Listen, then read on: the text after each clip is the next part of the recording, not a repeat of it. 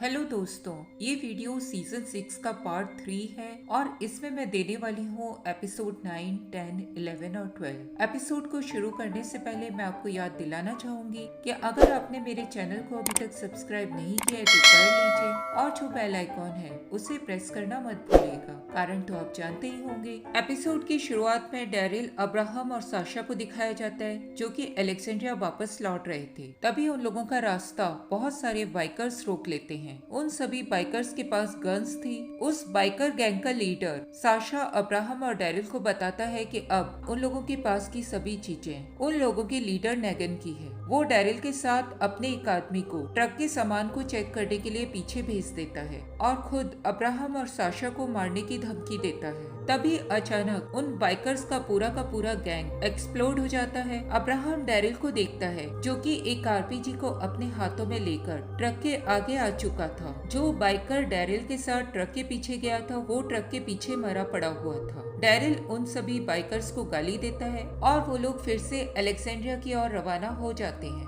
इधर अलेक्जेंड्रिया में रिक अपने पूरे ग्रुप के साथ चुपचाप वॉकर्स के ग्रुप के बीच में से गुजर रहा था। रिक एक और जाकर सभी लोगों को रोकता है और उन लोगों को बताता है कि अब उसका इरादा आर्मरी जाने का नहीं है। रिक का प्लान था कि वो लोग व्हीकल्स का यूज करके वॉकर्स को अलेक्जेंड्रिया से दूर ले जा सकते थे। रिक के प्लान को इम्प्लीमेंट करने तक गैब्रियल जुडिथ को अपने साथ चर्च में रखने के लिए तैयार हो जाता है, जिसके लिए रिक गैब्रियल को थैंक्स कहता है। जेसी भी सैम को गैब्रियल के साथ जाने के लिए कहती है, लेकिन सैम जेसी का साथ छोड़ने के लिए तैयार नहीं होता। इधर तारा सभी लोगों को इंसिस्ट करती है कि उन लोगों को ओवन से डेनाइस को छुड़वा लेना चाहिए, जबकि रोशिता तारा को बताती है कि उन लोगों के पास उस वक्त वेपन्स नहीं थे। कैरोल रोशिता की गन लेकर घर के अंदर और वेपन्स ढूंढने के लिए चली जाती है। कैमरे को ओवन और डेनाइस के ऊपर फोकस किया जाता है जो कि छुपकर एक जगह खड़े हुए वॉकर्स को देख रहे थे। इधर ग्लेन और एनेट दोनों ही अलेक्जेंड्रिया के बाहर मौजूद एक चर्च के अंदर थे और वहाँ पर वो मैगी को छुड़ाने के लिए कुछ चीजें ढूंढ रहे थे। एनेट उस वक्त पहली बार ग्लेन से अपने मरे हुए पेरेंट्स के बारे में बात करती है। एनेट उस समय बहुत ज्यादा दुखी हो जाती है। तब ग्लेन उसे दिलासा देता है और उसे कहता है कि अब सभी अलेक्जेंड्रियन उसकी फैमिली हैं। ग्लेन एनेट को उसी चर्च में छोड़कर मैगी को बचाने के लिए जाना चाहता था, लेकिन एनेट ग्लेन का साथ छोड़ने के लिए तैयार नहीं होती। वो भी मैगी को छुड़ाने जाना चाहती थी। उन लोगों को वहीं पर एक बॉक्स में गन मिल जाती है और एनेट वहीं मौजूद बहुत सारे कपड़ों की एक रस्सी बना लेती है। इधर डेनाइस और ओवन एक जगह छिपे हुए वॉकर्स को देख रहे थे। ओवन डेनाइस को सजेस्ट करता है कि जब उन लोगों को वॉकर्स के बीच में कोई भी गैप खाली दिखेगा वो लोग दौड़कर लुकआउट टावर तक चले जाएंगे। ओवन डेनाइस को उस वक्त कहता है कि उसे अपने अंदर बदलाव महसूस हो रहा है और वो भी अब डेनाइस को बदलने की कोशिश करेगा। ओवन का यहाँ मतलब डेनाइस के डर से था। इधर रिक का ग्रुप धीरे धीरे वॉकर्स के बीच में से आगे बढ़ रहा था। तभी सैम को एक छोटा बच्चा दिखाई दे जाता है जो कि रिएनिमेट हो चुका था। सैम उस बच्चे को देखकर वहीं फ्रीज हो जाता है। वो बहुत ज्यादा डरा हुआ था। आसपास मौजूद सभी वॉकर्स सैम को महसूस कर लेते हैं और उसे टीयर कर लेते हैं। जैसी सैम की इस हालत को देखकर रोने लग जाती है, लेकिन वो सैम का हाथ छोड़ नहीं पाती और वॉकर्स जेसी के ऊपर हमला करके उसे भी अपना शिकार बना लेते हैं। जेसी ने अपने हाथ से कार्ल को बहुत टाइटली पकड़ा हुआ था। रिक कार्ल को फ्री करवाने के लिए जेसी के हाथ को कुल्हाड़ी से काट डालता है। रिक जेसी की इस हालत को देखकर रोने लग जाता है क्योंकि वो जेसी से बहुत प्यार करने लगा था। रोन ये सब देखकर बहुत ज्यादा अपसेट हो जाता है। वो जेसी की गिरी हुई गन उठाकर रिक को अपने निशाने पर ले लेता है। रॉन की ट्रिगर दबाने से पहले ही मिशॉन उसे मार डालती है। इसी बीच रोन के हाथ से ट्रिगर दब जाता है और गोली कार्ल को लग जाती है। कार्ल रिक को आवाज देते हुए नीचे गिर जाता है। रिक कार्ल की हालत देखता है और उसे तुरंत ही गोद में उठाकर इन्फर्मरी की ओर दौड़ जाता है। रिक के पीछे पीछे मिशॉन भी वॉकर्स को मारती हुई रिक का रास्ता साफ करती हुई इन्फर्मरी की ओर पहुंच जाती है। इधर ओवन को वॉकर्स के बीच में एक गैप दिखाई दे जाता है। वो डेनाइस को लेकर टावर की ओर दौड़ लगा देता है, लेकिन इसी दौरान एक वॉकर डेनाइस के ऊपर अटैक कर देता है। ओवन तुरंत ही आकर डेनाइस को बचाता है, लेकिन वो वॉकर ओवन को बाइट कर लेता है। डेनाइस ओवन की इस हालत को देखकर उसे इन्फर्मरी चलने के लिए कहती है, जिससे कि वो उसका हाथ काटकर उसकी जान बचा सके। ओवन इन्फर्मरी तक जाने के लिए तैयार हो जाता है। कैरोल का सामना एक बार फिर मॉर्गन से होता है और वो उसे वुल्फ को छोड़ने के लिए धमकाती है। कैरोल और मॉर्गन में उस वक्त थोड़ा सा आर्ग्यूमेंट होता है और मॉर्गन वहाँ से चला जाता है। डेनाइस और ओवन रास्ते के ही एक घर में रुकते हैं, जहाँ पर डेनाइस ओवन की बाइट की गई आर्म के ऊपर एक बेल्ट बांध देती है। डेनाइस ओवन के बदले हुए रूप को देखकर बहुत ज्यादा खुश थी। दोनों ही एक बार फिर इन्फर्मरी की ओर दौड़ पड़ते हैं। कैरोल एक टाउन होम की बालकनी से ओवन का निशाना लेकर गोली चला देती है। कैरोल ओवन को गिरते हुए दिखती है और डेनाइस को वहां से भागने के लिए कहती है। ओवन उस वक्त अपने आप को वॉकर्स के हवाले कर डेनाइस को भागने में मदद करता है। डेनाइस इन्फर्मरी तक पहुंच जाती है, जहां पर हीथ, स्पेंसर और एरन थे।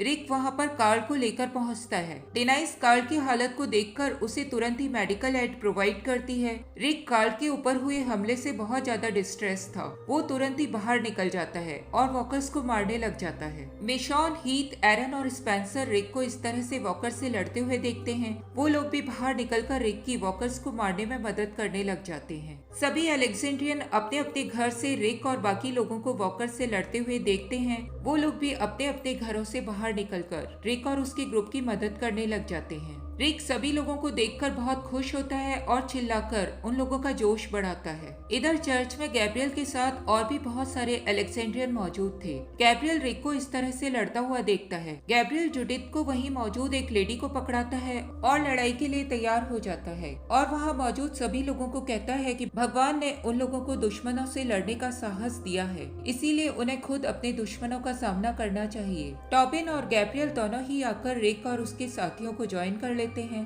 कैरोल, यूजिन और मॉर्गन भी रिक के ग्रुप को ज्वाइन कर लेते हैं। मॉर्गन को ओवेन रिएनिमेटेड फॉर्म में दिख जाता है और वो उसे मार डालता है। इधर एनेट किसी तरह से वॉच टावर के ऊपर पहुंचकर मैगी को बचाने की कोशिश करती है, जबकि नीचे ग्लैन उन वॉकर्स का ध्यान डिस्ट्रैक्ट करने की कोशिश करता है। सभी वॉकर्स जब ग्लैन के ऊपर अटैक करने लग जाते हैं, तब मैगी ग्लैन की पोजीशन को देखकर बहुत जोर से चिल्लाने लग जाती है। उसी वक्त अब्राहम अपने ग्रुप के साथ वहां पहुंचता है और वो ग्लैन को बचा लेता है। ग्लैन ट्रक में पहुंचने के बाद डैरिल को सजेस्ट करता है कि वो लोग उस व्हीकल का यूज करके वॉकर्स को अलेक्जेंड्रिया से दूर कर सकते हैं, लेकिन डैरिल के पास इसका एक ऑल्टरनेटिव प्लान था। डैरिल अलेक्जेंड्रिया के बीच मौजूद पॉन्ड में अपने ट्रक से बहुत सारा फ्यूल डाल देता है और आरपीजी का यूज करके उस टैंक में आग लगा देता है। सभी वॉकर्स आग की डायरेक्शन में मूव करने लग जाते हैं और इधर रिक का ग्रुप एक एक करके सभी वॉकर्स को मारता जाता है। नेक्स्ट सीन में अगली मॉर्निंग का सीन दिखाया जाता है, जहाँ की पूरा का पूरा स्ट्रीट मरे हुए वॉकर्स से भरा हुआ था। अलेक्जेंड्रियन एक तरफ चुपचाप खड़े हुए थे।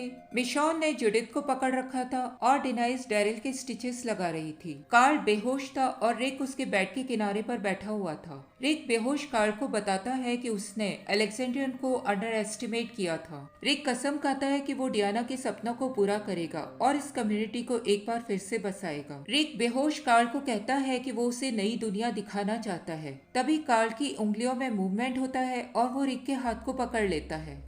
अलेक्जेंड्रिया में वॉकर्स के हमले को 2 महीने बीत चुके थे। रिक सप्लाई रन पर जाने के लिए तैयार हो रहा था। मिशॉन उसे अपने लिए टूथपेस्ट लाने के लिए कहती है। अलेक्जेंड्रिया पूरी तरह से एक्सपेंड हो चुका था। वहाँ पर एक नई वॉल तैयार हो चुकी थी और पुरानी वॉल को कुछ अलेक्जेंड्रियन हटा रहे थे। डेनाइस डैरिल को एक सप्लाई लिस्ट देती है। डैरिल उस लिस्ट में ऑरेंज सोडा देखकर उसके बारे में डेनाइस से पूछता है। तब डेनाइस डैरिल को बताती है कि उसे ऑरेंज सोडा तारा के लिए चाहिए। वो तारा को उसे देकर सरप्राइज करना चाहती थी। तारा हीथ के साथ 2 हफ्ते से सप्लाई रन पर गई हुई थी। रिक और डैरिल के निकलने के लिए यूजीन गेट खोलता है। यूजीन वहाँ मौजूद एग्रीकल्चर एरिया के मैप रिक और डैरिल को दे देता है। यूजीन उन लोगों को सजेस्ट करता है कि उन्हें सॉर्गम क्रॉप की खोज करनी चाहिए, जिसे कि लोग ज्यादा पसंद नहीं करते और वो अलेक्जेंड्रिया में होने वाली फूड की कमी को पूरा कर सकती थी। कार में डैरिल रियलाइज करता है कि बहुत दिनों से उन लोगों का किसी से सामना नहीं हुआ है। अलेक्जेंड्रिया में मिशॉन वॉच टावर के ऊपर थी। वो स्पेंसर को जंगल के अंदर जाते हुए देखती है। मिशॉन तुरंत ही वॉच टावर से उतरकर उसका पीछा करने लग जाती है। मैगी को एनेट अकेले बैठे हुए दिखाई देती है। मैगी एनेट को एनकरेज करती है और उसे अपने साथ चलकर अलेक्जेंड्रियंस की मदद करने के लिए कहती है।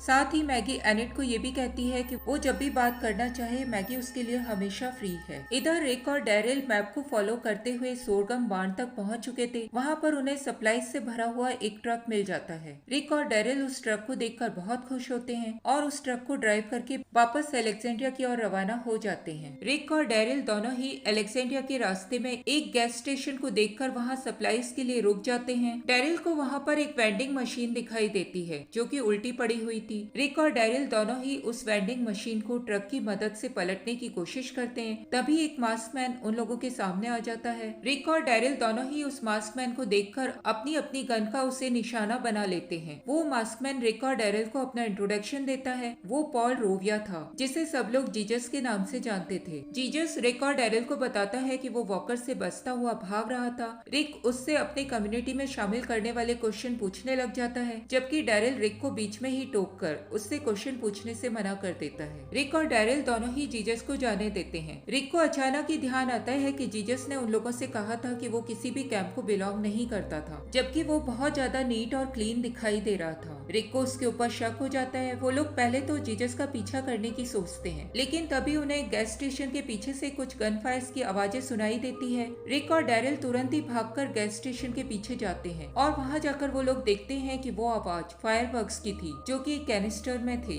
रिक और डेरिल को महसूस हो जाता है कि ये उनके लिए एक ट्रैप था। दोनों तुरंत ही भागकर ट्रक की ओर आते हैं, लेकिन वो दोनों देखते हैं कि जीजस उन लोगों के ट्रक को लेकर पहले ही वहां से जा चुका था। इधर जंगल में स्पेंसर एक वॉकर को अपनी तरफ अट्रैक्ट कर रहा था। मिशॉन तुरंत ही वहां पहुंचकर उस वॉकर को मार डालती है। मिशॉन का स्पेंसर से जंगल में घूमने का कारण पूछने पर स्पेंसर उसे बताता है कि वो अक्सर वहां पर घूमने आ जाया करता था। मिशॉन स्पेंसर को क्लियर करती है कि अब वो भी उसके साथ साथ जंगल में जाएगी, क्योंकि वो जानना चाहती थी कि स्पेंसर शॉवल लेकर जंगल में क्यों घूम रहा था। इधर एनिट और कार्ल भी जंगल के अंदर घूम रहे थे। एनिट अपनी जंगल के अंदर बार बार आने को लेकर आश्चर्य करती है। तब कार्ल हंसकर उसे कहता है कि वो लोग अभी बच्चे हैं और बच्चे जनरली घूमा करते हैं। रिक और डेरिल उस ट्रक के पीछे भागने लग जाते हैं। रास्ते में उन लोगों को वेंडिंग मशीन दिखाई देती है। डेरिल उस वेंडिंग मशीन का शीशा तोड़कर अंदर से ऑरेंज सोडा और कुछ सप्लाईज निकाल लेता है। दोनों एक बार फिर से ट्रक की ओर भागना शुरू कर देते हैं। कार्ल और एनिट जंगल में बैठे हुए बुक्स पढ़ रहे थे। तभी उन्हें कुछ आवाज सुनाई देती है। एनिट उन आवाजों को सुनकर छिप जाती है, जबकि कार्ल गन लेकर खड़ा हो जाता है। कार्ल और एनिट मिशॉन और स्पेंसर को देखकर थोड़ा रिलैक्स होते हैं। एनिट उस वक्त कहती है कि वो अब और जंगल में नहीं आना चाहती है। कार्ल उसकी बात को सपोर्ट करता है और वो दोनों वहाँ से अपना सामान कलेक्ट कर लेते हैं। जब दोनों जंगल में आगे की ओर बढ़ रहे थे, तभी उन्हें एक वॉकर दिखाई देता है। एनिट आगे बढ़कर उस वॉकर को मारना चाहती थी,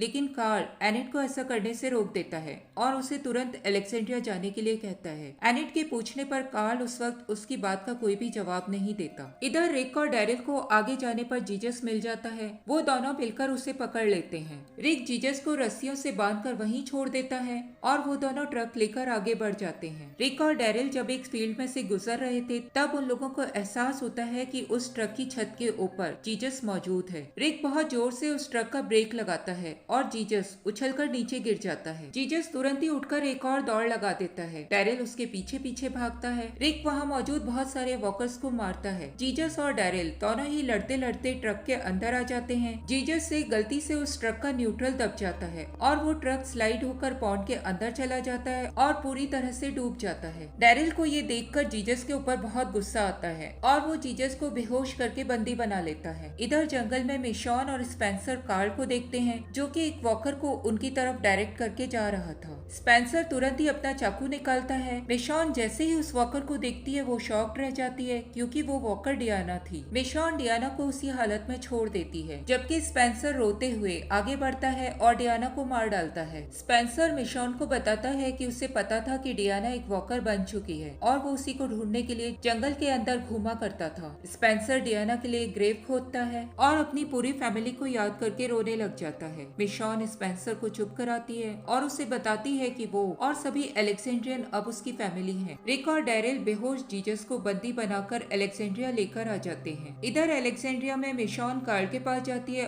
और उससे पूछती है कि उसने डियाना के सामने आने का रिस्क कैसे लिया। कार्ल मिशॉन को क्लियर करता है कि वो स्पेंसर का दर्द समझता था और इसीलिए उसने डियाना को उस तक पहुंचाने में मदद की। मिशॉन कार्ल की इस बात को समझ जाती है और उसे हक कर लेती है। रिक और डेरिल जब अलेक्जेंड्रिया पहुंचते हैं, हैं तब डैरिल रिक को बताता है कि उसका कम्युनिटी के अंदर नए लोगों को न लेने का डिसीजन बिल्कुल सही था, जबकि रिक इस वक्त तक बदल चुका था और वो नए लोगों को कम्युनिटी के अंदर लेने के फेवर में था। रिक और डैरिल दोनों ही जीजस को इन्फर्मरी में डिनाइस की देखरेख में छोड़ देते हैं। वो लोग जीजस के पास एक पानी की बोतल और एक नोट लिखकर रख देते हैं। रिक अपने घर में काउच के ऊपर लेटा हुआ था और मिशॉन उसके बगल में बैठी हुई थी। रिक मिशॉन को कुछ मिनट्स देता है और उससे टूथपेस्ट न लाने के लिए सॉरी कहता है। रिक और मिशॉन दोनों ही उस वक्त हंसते हैं और एक दूसरे को किस करते हैं। रिक और मिशॉन इसके बाद आपस में फिजिकल रिलेशन बनाते हैं। जब वो दोनों बेड पर लेटे हुए थे तब जीजस आकर रिक को उठाता है और उसे कहता है कि वो उससे बात करना चाहता था। रिक और मिशॉन दोनों ही उठकर अपने अपने वेपन्स हाथ में ले लेते हैं।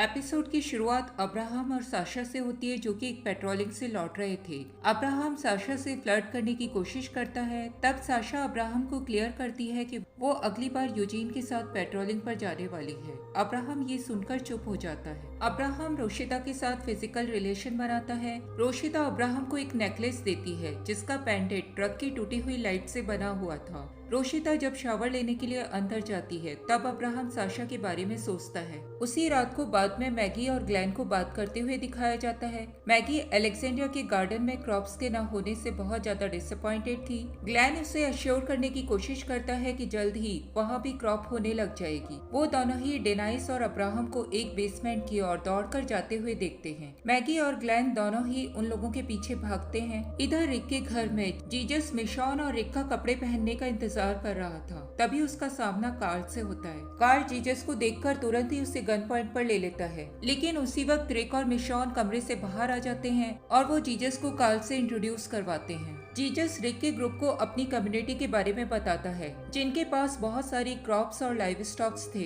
जीजस का काम दूसरी कम्युनिटी को खोजने का था और उन लोगों के साथ अपनी कम्युनिटी के साथ ट्रेड करना था। जीजस की कम्युनिटी का नाम हिल टॉप था और वो अपनी सच्चाई को प्रूव करने के लिए रिक और उसके सभी दोस्तों को अपने साथ कम्युनिटी चलने के लिए कहता है। डैरिल हिल टॉप तक जाने के लिए गाड़ी तैयार करता है। तब डिनाइस आकर उसे एक ओट केक देती है। कार्ल रिक को एश्योर करता है कि उससे रिक और मिशॉन के रिलेशंस को लेकर कोई भी प्रॉब्लम नहीं है और कार्ल अलेक्जेंड्रिया में ही गार्ड करने के लिए रुक जाता है। रिक, मिशॉन, ग्लैन, मैगी और अब्राहम सभी लोग जीजस के साथ हिलटॉप की ओर रवाना हो जाते हैं। हिलटॉप के रास्ते में अब्राहम मैगी की प्रेगनेंसी के बारे में ग्लैन से बात करता है और ग्लैन अब्राहम को कहता है कि वो लोग इस दुनिया में कुछ नया बनाने की कोशिश कर रहे थे। रिक आगे एक पलटी हुई कार को देखकर अपनी गाड़ी स्लो कर लेता है। जीजस उस गाड़ी को देखकर पहचान जाता है कि वो गाड़ी हिलटॉप की थी। जीजस रिक और उसके साथियों से अपने साथियों की खोज करने के लिए कहता है। डैरिल ट्रैक्स को फॉलो करता है और वो सभी लोग पासी की एक बिल्डिंग में पहुंच जाते हैं, जबकि मैगी जीजस को गार्ड करने के लिए वहीं रुक जाती है।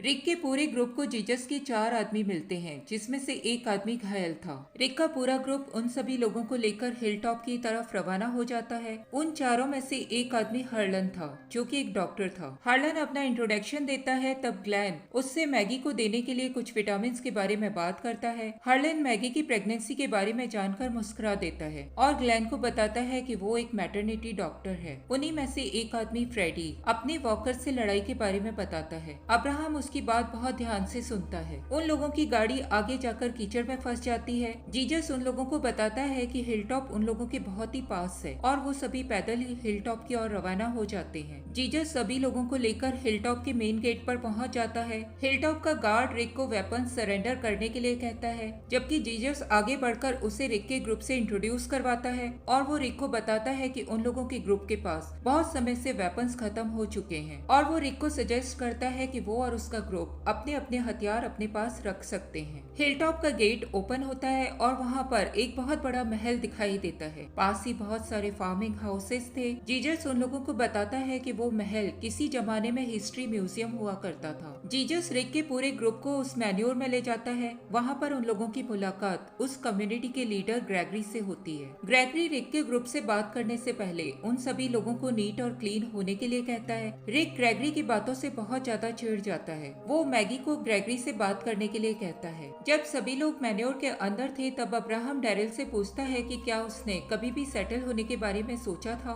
डैरिल अब्राहम को कहता है कि उस जैसे लोग कभी भी सेटल नहीं हुआ करते। अब्राहम रोशिता के दिए हुए नेकलेस को देखकर सोच में पड़ जाता है। है। मैगी की ग्रेगरी से मुलाकात होती है। दोनों आपस में ट्रेड ऑप्शन को डिस्कस करते हैं। ग्रेगरी चाहता था कि अलेक्जेंड्रिया के लोग हिलटॉप के अंदर काम करें और बदले में अर्निंग्स ले लें। वो मैगी को एक बहुत ही स्मार्ट वुमेन बताता है और उसे अपने साथ हिलटॉप में काम करने के लिए कहता है। मैगी इस बात पर ग्रेगरी को याद दिलाती है कि हिल्टन के लोगों के पास एम्यूनेशन बिल्कुल कम है और मेडिकल सप्लाईज की भी कमी है। ग्रेगरी मैगी की इस बात से इंसल्ट फील करता है और अपने डिस्कशन को वहीं पर खत्म कर देता है। मैगी रिक को आकर ग्रेगरी के साथ हुई अपनी बातें बताती है। जीजस रिक को एश्योर करता है कि वो ग्रेगरी से बात करने के बाद एक फेयर ट्रेड करने की कोशिश करेगा। तभी उन लोगों को बाहर से आती हुई कुछ आवाजें सुनाई देती है। रिक अपने पूरे ग्रुप के साथ और ग्रेगरी के साथ उस मैन्योर से बाहर निकलता है। उन लोगों का सामना एक टीम से होता है जो तुरंत ही नेगन के कंपाउंड से लौटी थी। उस टीम के मेंबर्स ग्रेगरी को बताते हैं कि नेगन ने उन लोगों के ग्रुप के 2 आदमियों को मार डाला था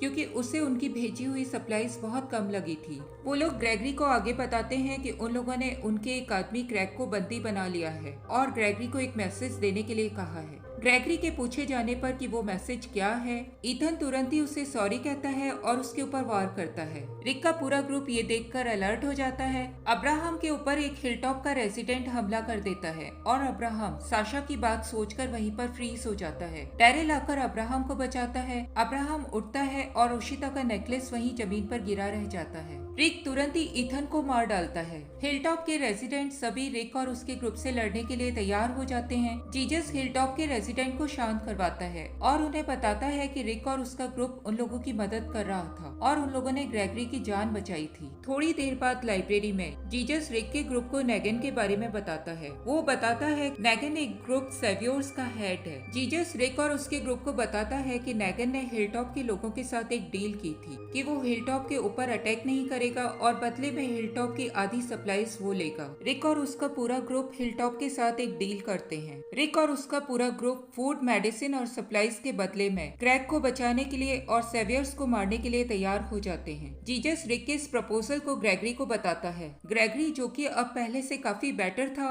वो डील करने के लिए रेडी हो जाता है। मैगी ग्रेगरी के साथ बात करने के लिए आती है। वो अपने ग्रुप को सुपीरियर पोजीशन में देखती है। वो ग्रेगरी को समझाती है कि अगर हिलटॉप के लोगों ने नेगन को पूरी सप्लाईज नहीं दी तो आने वाले फ्यूचर में वो लोग हिलटॉप के ऊपर अटैक करके उसे अपने कब्जे में ले सकते हैं। जबकि अगर ग्रेगरी अलेक्जेंड्रिया के साथ ट्रेड करने के लिए राजी हो जाएगा तब वो लोग हिलटॉप को पूरी तरह से सपोर्ट करेंगे। ग्रेगरी ना चाहते हुए भी मैगी के ऑफर को मान लेता है। रिक और उसका पूरा ग्रुप हिलटॉप से काफी सप्लाईज को अपने ट्रक में लोड कर लेते हैं। रिक एंडी से, जो कि सेवियर के कंपाउंड के बारे में काफी कुछ जानता था, वहाँ की डिटेल्स बताने के लिए कहता है। इधर मेडिकल ट्रेलर में हर्लर मैगी का अल्ट्रासाउंड करता है और उसे उसकी फीटस की फोटो दे देता है। रिक का पूरा ग्रुप हिलटॉप से अलेक्जेंड्रिया के लिए रवाना हो जाता है। ग्लैन मैगी की अल्ट्रासाउंड फोटो को सभी लोगों को दिखाता है और सभी लोग उसे देखकर खुश होते हैं। एपिसोड की शुरुआत कैरोल से होती है, जो कि अलेक्जेंड्रिया की पेंट्री में से बहुत सारा सामान कलेक्ट करती है। वो फॉरेस्ट में जाके कुछ अकाउंट्स कलेक्ट करती है और अलेक्जेंड्रिया वापस आकर कुकीज बनाकर सभी अलेक्जेंड्रियंस को डिस्ट्रीब्यूट करती है। टॉबिन को कैरोल की बनाई हुई कुकीज बहुत पसंद आती है और वो उसकी तारीफ करता है। रिक अपने पूरे ग्रुप के साथ हिलटॉप लौट कर आ जाता है और वो सभी लोगों को चर्च में मीटिंग करने के लिए बुलाता है। ग्रेवयार्ड पर कैरोल की मुलाकात मॉर्गन से होती है। मॉर्गन कैरोल से पूछता है कि उसने मॉर्गन के वुल्फ को बंदी बनाए जाने के बारे में रिक को कुछ भी क्यों नहीं बताया था। कैरोल मॉर्गन की इस बात का कोई जवाब नहीं देती। वो सैम की ग्रेव पर एक कुकी रखकर वहाँ से चली जाती है। चर्च में होने वाली मीटिंग में रिक कम्युनिटी के सभी लोगों को हिलटॉप के साथ हुई ट्रेड डील के बारे में बताता है। रिक प्लान बनाता है कि उन लोगों को सेवियर्स के अलेक्जेंड्रिया को ढूंढने से पहले ही उन लोगों के ऊपर अटैक करके उन लोगों को अपने काबू में कर लेना होगा। मॉर्गन रिक के इस प्लान से एग्री नहीं करता। वो रिक को सजेस्ट करता है कि उन लोगों को पहले सेवियर्स के पास जाकर उनसे बात करनी चाहिए। रिक मॉर्गन की इस बात को सुनकर वहाँ मौजूद सभी लोगों से वोटिंग करने के लिए कहता है और सभी लोग रिक को सपोर्ट करते हैं। रिक वहाँ मौजूद सभी लोगों को डिक्लेयर करता है कि वो लोग एक भी सेवियर को जिंदा नहीं छोड़ेंगे।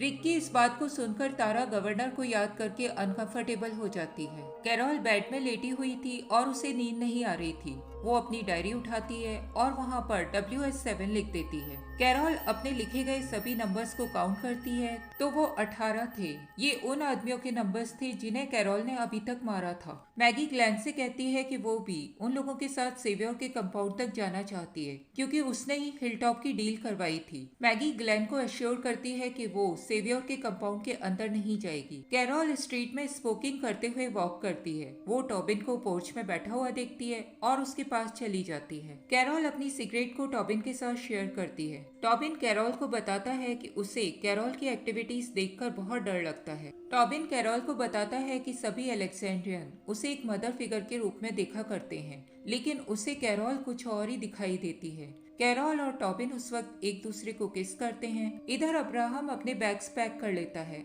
और रोशिता को बताता है कि वो उसे छोड़कर जा रहा है। रोशिता के कारण पूछने पर अब्राहम उसे बताता है कि जब वो उससे पहली बार मिला था तब उसे ऐसा लगा था कि दुनिया में रोशिता के अलावा कोई और लड़की नहीं बची है। रोशिता अब्राहम की इस बात को सुनकर रोने लग जाती है। तारा एक जगह बैठी हुई कुछ सोच रही थी। डेनाइस तारा के पास पहुंचती है। तारा डेनाइस को बताती है कि वो उसे बहुत प्यार करती है। तारा डेनाइस को अपने साथ सप्लाई रन पर आने के लिए कहती है। डेनाइस तारा के साथ जाने से मना कर देती है। डेनाइस तारा को बताती है कि अलेक्जेंड्रिया में वो ही अकेली डॉक्टर है और लोगों को उसकी जरूरत है। डेनाइस तारा से प्रॉमिस करती है कि जब तारा लौट कर आएगी डेनाइस उसका वेलकम करेगी। उस मोमेंट पर दोनों एक दूसरे को किस करते हैं। रिक सेवियर के कंपाउंड पर अटैक करने के लिए एक मीटिंग बुलाता है। एंडी सेवियर कंपाउंड का एक्सटीरियर और इंटीरियर का मैप रिक को बनाकर दिखाता है। एंडी रिक के ग्रुप के लोगों को बताता है कि सेवियर के कंपाउंड की सिर्फ एक ही एंट्रेंस है और वहाँ पर हमेशा 2 गार्ड रहते हैं। एंडी को सेवियर्स के ग्रुप के टोटल नंबर्स के बारे में कोई भी जानकारी नहीं थी। रिक सभी लोगों को बताता है कि वो लोग रात में अटैक करेंगे जबकि सभी सेवियर गहरी नींद में होंगे। रिक उन सभी लोगों को अपने प्लान के बारे में बताता है। उसका प्लान सेवियर के मेन गेट से एंट्री लेने का था। अगले दिन रिक का पूरा ग्रुप रोड के ऊपर उतर जाता है। वो लोग हॉर्न बजा के वॉकर्स का ध्यान अपनी ओर अट्रैक्ट करते हैं और कुछ वॉकर्स के हेड को, जो कि ग्रेगरी को रिसेंबल करते थे, मारकर रिक के पास लेकर आते हैं। गैब्रियल भी रिक के साथ उसके मिशन में शामिल था। रिक गैब्रियल को इसके लिए वार्न करता है, लेकिन गैब्रियल रिक का साथ देना चाहता था। गैब्रियल अभी तक प्रीस्ट का काला कोट पहने हुए था। रिक के पूछने पर वो उसके साथ मजाक करता है कि उसके काले कोट के कारण अंधेरे में लोग उसे नहीं देख पाएंगे। गैब्रियल और रिक दोनों ही इस बात पर हंसते हैं। रोशिता कैरोल के पास पहुंचती है और उसे बताती है कि वो मीटिंग में मॉर्गन के वुल्फ को अपने पास बंदी बनाकर रखने के बारे में बताने वाली थी। कैरोल रोशिता को समझाने की कोशिश करती है कि मॉर्गन गलत नहीं था। रोशिता कैरोल की इस बात को मान लेती है और किसी को न बताने का वादा करके वहाँ से चली जाती है। इधर जंगल में ग्लैन और हीथ बहुत सारे वॉकर्स को मार डालते हैं। ग्लैन और हीथ दोनों ही जीवित सेवियर्स को मारने के नाम से बहुत ज्यादा अपसेट थे। वो दोनों इस बारे में आपस में बात करते हैं। पूरा ग्रुप एक बार फिर से रोड के ऊपर इकट्ठा होता है। रिक सभी लोगों को बताता है कि वो लोग सेवियर के कंपाउंड पर दिन निकलने से कुछ पहले अटैक करेंगे। कैरोल रिक को एक साइड में लेकर आती है और मैगी को इस मिशन पर लाने के बारे में पूछती है। रिक कैरोल को क्लियर करता है कि मैगी ने ये डील की थी, इसीलिए वो इस मिशन पर खुद आना चाहती थी। कैरोल रिक से कहती है कि वो मैगी के साथ कंपाउंड के बाहर ही रुकेगी और मैगी को गार्ड करेगी। रिक, जीजस और एंडी 3 वॉकर्स के हेड को देखते हैं और डिसाइड करते हैं कि उनमें से कौन सबसे ज्यादा ग्रेगरी को रिसेंबल करता है। वो लोग उनमें से एक को चूज करते हैं। तब जीजस उनका ध्यान दिलाता है कि उसकी नाक डिफरेंट थी। रिक उस वॉकर के नोज को हिट करता है और एंडी को कहता है कि वो सेवियर को जाकर बता दे कि एंडी के साथ हुई लड़ाई में ग्रेगरी की नाक टूट गई थी। रात होने पर एंडी अकेला ही सेवियर के कंपाउंड के अंदर जाता है। उसके हाथ में ग्रेगरी का हेड था। वो वहाँ मौजूद दोनों गार्ड को ग्रेगरी का हेड दिखाता है। वो दोनों गार्ड ग्रेगरी के हेड को देखकर सेटिस्फाइड हो जाते हैं। उनमें से एक गार्ड क्रैग को लेने के लिए अंदर चला जाता है। डैरिल चुपचाप एक तरफ से बाहर निकलता है और वहाँ मौजूद गार्ड को मार डालता है। रिक का पूरा ग्रुप बाहर निकलकर आ जाता है। दूसरा गार्ड जब क्रैग को लेकर बाहर आता है तब वो लोग उस गार्ड के ऊपर हमला करके उसे भी मार डालते हैं। एंडी तुरंत ही क्रैग को ले लेता है और एक और चला जाता है। रिक और उसका पूरा ग्रुप कंपाउंड के अंदर एंटर कर जाते हैं। रिक एक कमरे के अंदर जाता है और वहाँ सोते हुए आदमी को मार डालता है। ग्लैन और हीथ दोनों ही एक दूसरे रूम के अंदर जाते हैं। वो वो दोनों वहाँ मौजूद 2 आदमियों को मार देते हैं। ग्लेन के हाथ उन लोगों को मारते वक्त कांप रहे थे। ग्लेन और हीथ वहाँ मौजूद एक वॉल के ऊपर बहुत सारी पोलराइड फोटो लगे हुए देखते हैं जो कि सेवियोर के लोगों के द्वारा मारे गए थे। तारा, गैब्रियल, एंडी, जीजस और क्रैग सभी बाहर कार के अंदर बैठे हुए इंतजार कर रहे थे। तारा उस वक्त गैब्रियल के सामने कन्फेस करती है कि वो सेवियोर के जिंदा लोगों को मारे जाने के नाम से बहुत ज्यादा डर गई थी और उसने अपने उसी डर को छिपाने के लिए डेनाइस के सामने एक्सेप्ट किया था कि वो उसे प्यार करती है। जीजस तारा से जानना चाहता था क्या वो सही में डेनाइस से प्यार करती है। तब तारा उससे कहती है कि वो सही में डेनाइस से प्यार करती है। साशा और अब्राहम एक साथ थे। साशा को वहीं पर एक दरवाजा लॉक मिलता है। साशा उस लॉक को खोलने की कोशिश करने लग जाती है जबकि अब्राहम रुककर उसको कवर करने लगता है। तभी एक सेवियोर आकर अब्राहम के ऊपर अटैक कर देता है। साशा तुरंत ही उस सेवियोर को मार डालती है लेकिन वो सेवियोर मरते मरते इमरजेंसी अलार्म को ऑन कर देता है। बाहर मौजूद मैगी और कैरोल दोनों ही कंपाउंड से आने वाले अलार्म की आवाज सुनते हैं। मैगी तुरंत ही कंपाउंड की ओर जाने लगती है। तब कैरोल उसे वहीं रुकने के लिए कहती है। तारा जीजस को सजेस्ट करती है कि उन्हें अपनी डील को पूरा करने के लिए क्रैग को हिलटॉप तक ले जाना चाहिए। जीजस एंडी को क्रैग को ले जाने के लिए कहता है और खुद उन लोगों की मदद के लिए वहीं रुक जाता है। अलार्म की आवाज सुनकर सेवियर्स अलर्ट हो जाते हैं और वो रिक के ग्रुप से लड़ाई करने के लिए आ जाते हैं। रिक का ग्रुप उन लोगों से लड़ाई करते हुए कंपाउंड में आगे की ओर बढ़ता जाता है।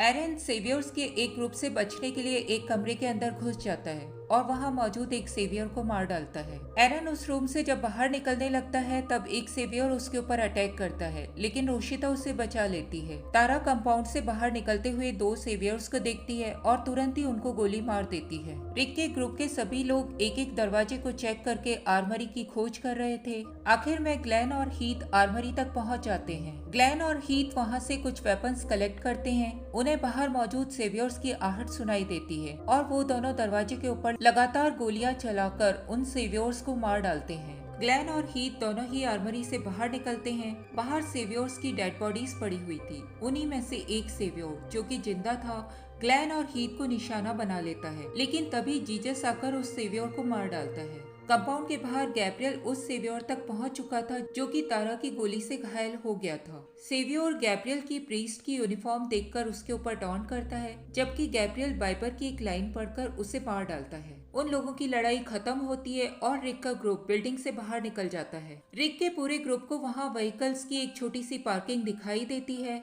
ग्लेन उसी वक्त हीथ को अपनी 2 वीक्स की सप्लाई रन को पोस्टपोन करने के लिए कहता है जिसे हीथ मना कर देता है और वो वहाँ से एक आरवी लेकर तारा के साथ सप्लाई रन पर निकल जाता है। अलेक्जेंड्रिया में मॉर्गन एक मेटल गेट को प्रिजन सेल में वेल्ड कर देता है और सोच में गुम हो जाता है। मिशॉन रिक के पास आती है। उसे डाउट था कि उन लोगों के मारे हुए लोगों में से कोई नैगन हो सकता था। तभी वो लोग एक सेवियर को मोटरसाइकिल से भागते हुए देखते हैं। वो मोटरसाइकिल डैरिल की थी जिसे डैरिल पहचान जाता है। रोशिता उस सेवियर को गोली मारती है और डैरिल तुरंत ही जाकर उसे पकड़ लेता है। डैरिल सेवियर से अपनी बाइक के बारे में पूछताछ करता है। रिक उस सेवियर को अपने गन पॉइंट पर ले लेता है। तभी उन सभी लोगों को उस सेवियर की वॉकी टॉकी से आती हुई एक औरत की आवाज सुनाई देती है। वो आवाज रिक को अपने वेपन्स डाउन करने के लिए कह रही थी। वो आवाज आगे रिक को कहती है कि मैगी और कैरोल उन लोगों के पास बंदी हैं और वो उन लोगों के बारे में उससे बात करना चाहती है।